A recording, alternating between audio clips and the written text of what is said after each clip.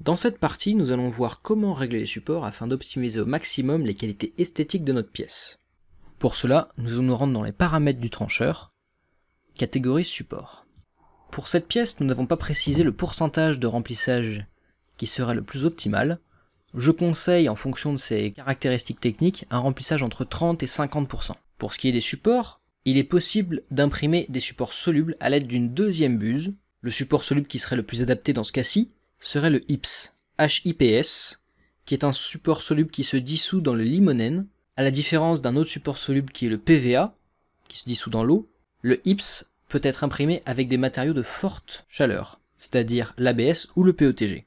Ces bobines se trouvent en moyenne dans les 25 € le kilo, et sont une bonne option pour éviter les traces de support sur notre modèle. Ici, nous allons nous concentrer avec un seul filament, notre PETG.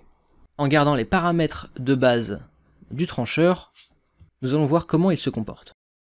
Dans notre prévisualisation, nous pouvons voir comment se comportent les supports.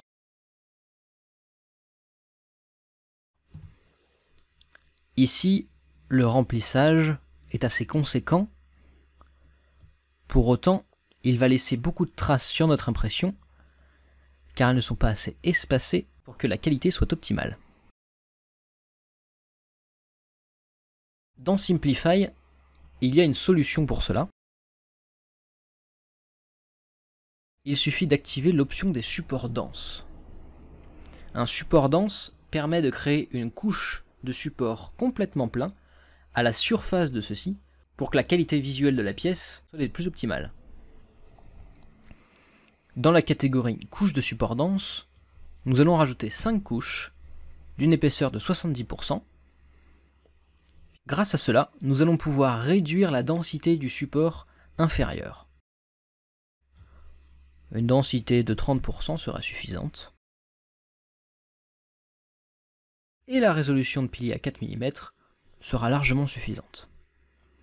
En ce qui concerne le décalage horizontal depuis la pièce, c'est-à-dire la distance entre le support et la pièce pour avoir le meilleur décollement possible, je conseillerais une distance de 0,20 mm pour obtenir le meilleur rendu visuel possible.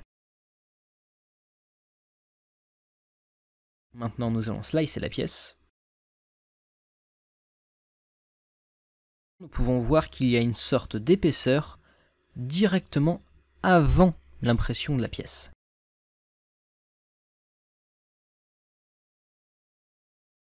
Les supports denses vont créer une nette différence avec vos impressions 3D habituelles.